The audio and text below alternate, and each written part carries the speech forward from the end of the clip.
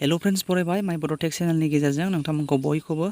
दायो बे भिडिअनि गेजेरजों नोंथांमोननो शेयार खालामगोन पीएम किसाननि इनस्टलमेन्ट पेमेन्ट बिनिफ्राय लोगोसे 2.0 अरुनदय आसनि नोंथांमोननि थाखाय पेमेन्टआ फैगासिनो दङ बिनि सोमोन्दै एबा बिनि सायाव बे भिडिअनि गेजेरजों नोंथांमोननो माखासे नटिफिकेशनफोर फोसावनो सानदों नोंथांमोनहा बे भिडिअखौ फार्स्टनिफ्राय जोबजासिम नाय दायो आसा खालामो नोंथांनि थाखाय बे भिडिअआ हेल्पफुल जागोन नोंथांमोनहा फार्स्टनिफ्राय जोबजासिम नाय अब्ला नोंथांमोनहा क्लियार जागोन जे माखासे फिसा फिसौ डाउट जानाय माखासे पेमेन्टनि माखासे प्रब्लेम जानाय एबा प्रब्लेम इस्यु बेनि सायाव नोंथांमोनहा मिथिनानै मोनगोन जाय नोंथांमोनहा गोदान पीएम किसान एबा एप्लाइ खालामनानै दङ एबा एप्लाइ खालामखांबाय नोंथांनि प्रसेसआ साक्सेस जाबायब्ला नोंथांमोनहा नभेम्बरनि 2 weeks आफ्टार माने सेकेन्ड उइकनि उनाव नोंथांमोनहा हाबनो हासिगोन 14 इनस्टलमेन्टआ थांखांबाय 27 जुलाइ 2023 बिनिफ्राय दानिया 4 months आफ्टार एबा 4 monthsनि उनाव नोंथांमोननो होनाय जायो जेरावहाय इनस्टलमेन्ट 15 इनस्टलमेन्ट बेखौ नोंथांमोनहा मोननो थांगासिनो जाय नोंथांमोनहा गोदान एप्लाइ खालामनाय नोंथांमोनहा खेबसेनो मोननो हासिगोन दायो बे 15 इनस्टलमेन्टसिम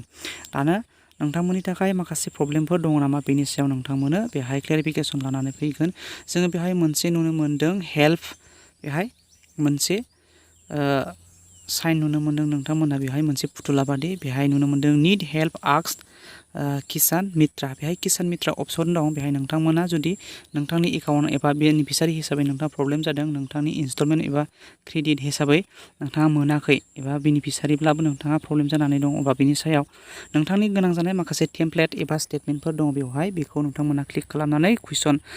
कुवेरि हिसाबै नोंथांमोना सोंहरनानै लानो हानाय जायो बेवहाय नोंथांमोना आं बेहाय क्लिक खालामनाय लोगो लोगो मोनसे बेहाय वेलकाम खालामदों welcome to Kisan Mitra I am your personal assistant नोंथांनि मददनि थाखाय बेवहाय माखासे मा होनना बुंदों एन्सार मोननो हागोन नोंथाङा please let me know how can I help you नोंथांनि मा प्रब्लेम बेनि सायाव नोंथाङा बेहाय सोंनानै लानो हागोन आरो नोंथांनि थाखाय रेडि बेवहाय दायो नोंथाङा जुदि बेहाय नुनो मोनदों आं मोनसे बेहाय टेमप्लेटखौ सेन्ड खालामनानै होगोन आई हेभ नट रिसिभ माय लास्ट इनस्टलमेन्ट पेमेन्ट जुदि आं थांनाय इनस्टलमेन्टखौ मोनाखै एबा नोंथाङाबो नोंथांनि गोनां बायदि माबा मोनसे प्रब्लेम दङबा बेवहाय क्लिक खालामनानै सोंनो हागोन नायनो हागोन दायो आंनो थांनाय मोनसे इनस्टलमेन्टखौ मोनाखै नालाय दायो आं बेयाव क्लिक खालामबाय आई हेभ नट रिसिभ माय लास्ट इनस्टलमेन्ट दानिया बेहाय आं सेन्ड खालामहरबाय सेन्ड खालामहरनायनि उनाव बेहाय मा एन्सार देखायदों बेहाय नुनो मोनदों dear beneficiary to access your details I request to you enter your Aadhaar number or PM Kisan registration number or mobile number बेवहाय आंनि मबाइल नाम्बार एबा आधारा कानेक्ट जानांगोन आरोना बेनिफ्राय बेबायदि मोनसे एन्सार होनाय जादों आरो थिग बेबायदिनो नोंथाङा कुइसन खालामनानै मिथिनानै लानो हागोन क्लियार लानो हागोन बेनि गेजेरजों आरोबाव नोंथाङा जुदि रेजिस्ट्रेशन नोंथांनि आइडिनि गेजेरजों नोंथाङा माखासे कुइसन खालामनानैबो लानो हाबावो हेल्प डेस्कनि गेजेरजों मोनसे आङो बेनि अपसन्सखौ दिन्थिबावगोन दायो जुदि नोंथाङा गोजाम सासे रेजिस्टार जाखानाय फार्मार रेजिस्टार जाखानाय एबा एप्लाइ नोंथांनिया जुदि साक्सेस एबा एक्सेप्टेडखा नोंथाङा मोनगासिनो सिगांनि इनस्टलमेन्ट नाथाय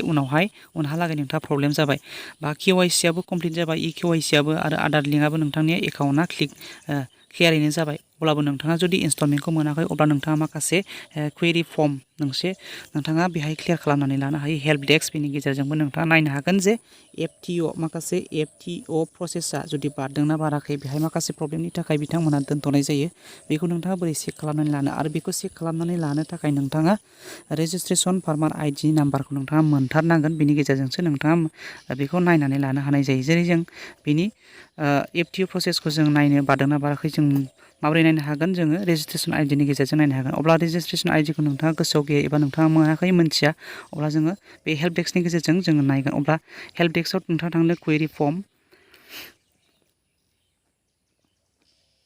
दानिया जों बेबायदि मोनसे इन्टारफेस मोनबाय हेल्प डेस्कनि गेजेरजों जों क्वेरि फर्म जों बेहाय क्लिक खालामनायनि उनाव बिदि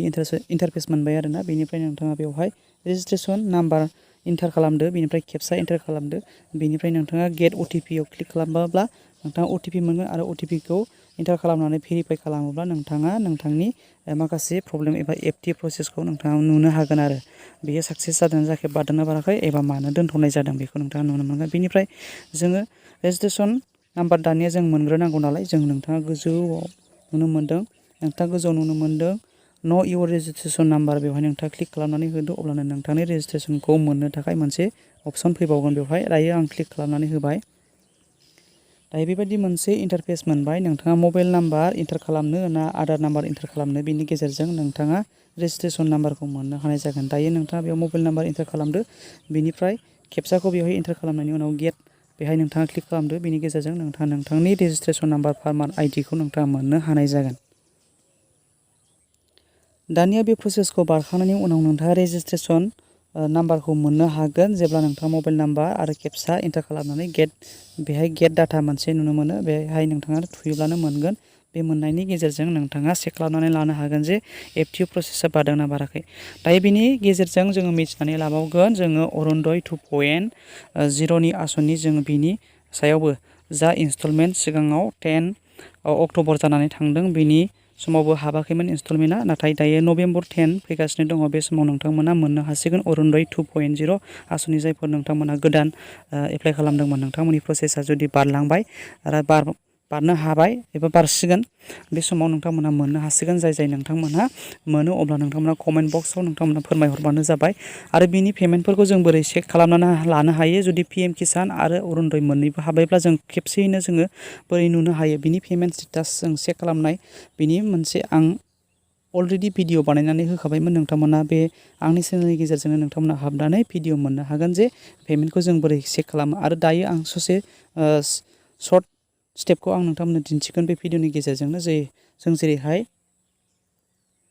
PFMS मोनसे वेबसाइट दंमोन ना बे PFMSनि वेबसाइटनि गेजेरजों जोङो जोंनि पेमेन्टखौ अरुनदयानो जा पिएम किसानानो जा जों माबोरै हाबदोंना हाबाखै जों बिनि चेकखौ खालामनानै लानो हागोन। दायो लास्टआव बिनि वेबसाइटखौ आं नोंथांमोननो दिन्थिगोन।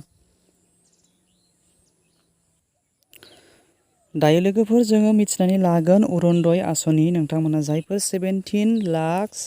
लाख आसामनि सिएम बिथाङा फोसावदोंमोन जे गोदान सोसननायनि खोथा एबा गोदान सोसननाय 17 लाख आसामनि सिएमआ फोरमायदोंमोन जे 17 लाखखौ गोदानै बेनिफिसारि हिसाबै थिसननाय जाबाय होननानै एबा जागोन होननानै सोलिगासिनो दंमोन मोनसे मेलनि गेजेरजों बिथाङा फोसावनानै होदोंमोन आरो बिनि एप्लाइआ अलरेडि लाखांखाबाय नोंथांमोना जायफोर एप्लाइ खालामखांबाय नोंथांमोना मिथिनानै मोनबाय आरो नोंथांमोननि इनस्टलमेन्टआ फैगासिनो दङ 10 नभेम्बर खालि नोंथांमोना चेक खालामनानै नायनो हागोन आरो नोंथांमोननि इनस्टलमेन्टआ 1250 खरै नोंथांमोना बयनाबो हाबसिगोन नोंथांमोना चेक खालामबानो जाबाय। बे भिडिअनि गेजेरजों नोंथांमोननो मिथिहोनाय जाबाय। दायो लोगोफोर नोंथांमोननो जोबनाय फारसे फोरमायगोन जे अरुनदय आसनि जा 17 लाख मोननो गोनां गोदान नोंथांमोननि बेनिफिसारिसफोर नोंथांमोना बेखौ जों बोरै मोननो हायो एबा बेखौ जों बोरै मिन्थिनो हायो हाबदों एबा हाबाखै लोगोसे पिएम किसाननि हाबदोंना हाबाखै जयै नोंथांमोना खेबसेयैनो चेक खालामनानै नायनो हागोन। बे भिडिअनि गेजेरजों आं नोंथांमोननो दिन्थिगोन बेखौ जों माबोरैहाय नायनो एबा जों बबे अफिसियेल साइटनि सिङाव हाबनानै नायगोन आरो बेजों लोगोसे नोंथांमोना बे भिडिअनि डिसक्रिपसनाव मोननो हागोन जे जों बे पेमेन्ट स्टेटास चेक खालामनायनि मोनसे step by step process video already बानायनानै दंखायो बिनि लिंकखौ आं नोंथांमोननो डिसक्रिपसनाव होनाय जागोन। दायो जोङो थांनानै नायनोसै बिनि अफिसियेल साइटखौ जों बोरै थाङो खेबसेयैनो जोङो मोनसे जायखिजाया ब्राउजारनि गेजेरजों मोनथिनानै लानोसै जोङो मोनसे गुगोल एबा जिखुनु जा ब्राउजाराव नोंथाङा लादो बेनिफ्राय PFMS मोनसे नोंथाङा टाइप खालामनानै सार्च खालामदो बेनि गेजेरजों मोनसे इन्टारफेस मोननो हायो नोंथांमोना बेवहाय नुनो मोनदों PFMS बेहाय नोंथाङा गोजौनि मोनसे लिंकआव एबा बे वेबसाइटआव नोंथाङा क्लिक खालामदो। क्लिक खालामखांनायनि उनाव नोंथाङा बेबायदि मोनसे इन्टारफेस मोनबाय दानिया नोंथाङा नोंथांनि पेमेन्टखौ नायनो थाखाय नो इउर पेमेन्ट्स मोनसे अपसन नुनो मोनदों बेवहाय नोंथाङा क्लिक खालामदो। क्लिक खालामखांनायनि उनाव नोंथाङा बेबायदि मोनसे इन्टारफेस फैयोब्ला नोंथाङा बेवहाय बेंकनि डिटेल्स बेंक नेम बेंक एकाउन्ट नोंथाङा गासैखौबो इन्टार खालामखांनायनि उनाव नोंथाङा नायनो हागोन नोंथांनि स्टेटास एबा नोंथांनि पेमेन्ट क्रेडिट जानायखौ। नोंथाङा जुदि बिनि स्टेपखौ प्रब्लेम मोनोब्ला एबा नोंथाङा बुजिया मोनोबा अलरेडि बानायखानाय भिडिअखौ नोंथाङा नायब्लानो जाबाय डिसक्रिपसनाव होनाय जाखाबाय। थेंक इउ फर वाचिं बाय बाय लोगोफोर उननि भिडिअआव लोगो मोनफिनगोन।